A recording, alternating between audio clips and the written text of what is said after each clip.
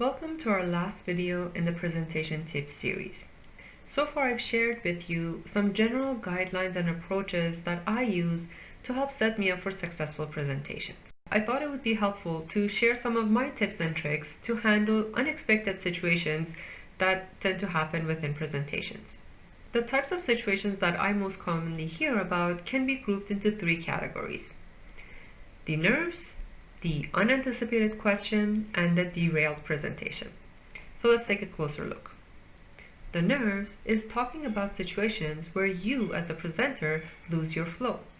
This could happen right at the start or further along the presentation when you say something or go off topic and get into a panic mode trying to figure out how to get back in line. My trick for managing my nerves is to, again, go back to remembering that it's not about me.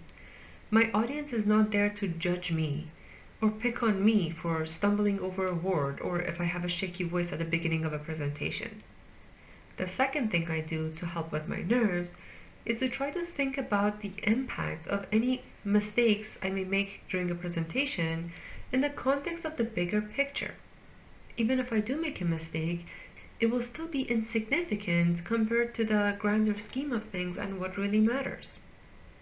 The next common presentation downfall is the unanticipated question. The first thing I do in this situation, even before trying to figure out whether I know the answer or not, is to determine if the question impacts my presentation or objective. If it does not, for example, if the question is something like, this financial table reminds me that our LE is due. Did you figure out the underspend variance for project X? Whether I do have an answer or not, my objective here should be to spend the least amount of time on it and bring the presentation back on track.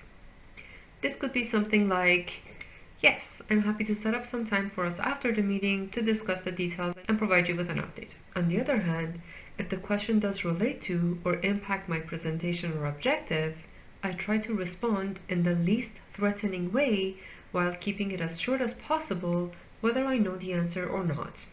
For example, if the question is, have you considered the cannibalization of sales of product X by introducing product Y?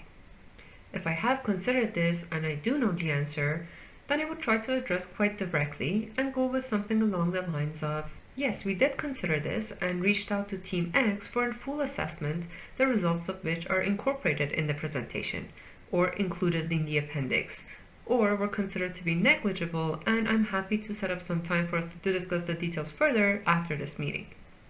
If on the other hand, I haven't considered this and don't know the answer, then I would go with something along the lines of, that's a great point and very important to consider.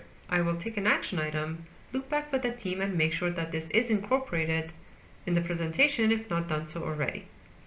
The point here is to acknowledge the question and give the audience member who raised it the peace of mind that it will be addressed.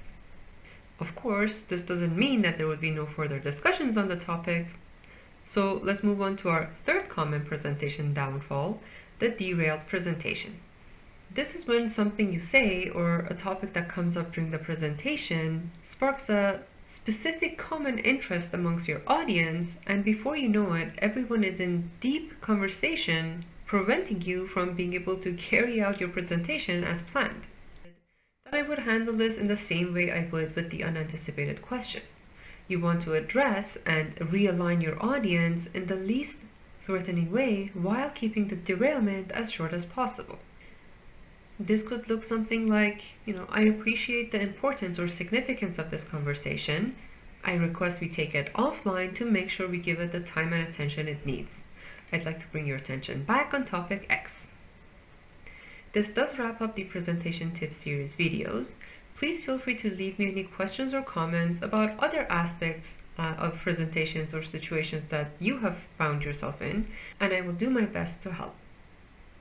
Don't forget to subscribe to the Communication Genie channel and tune back in for more helpful videos.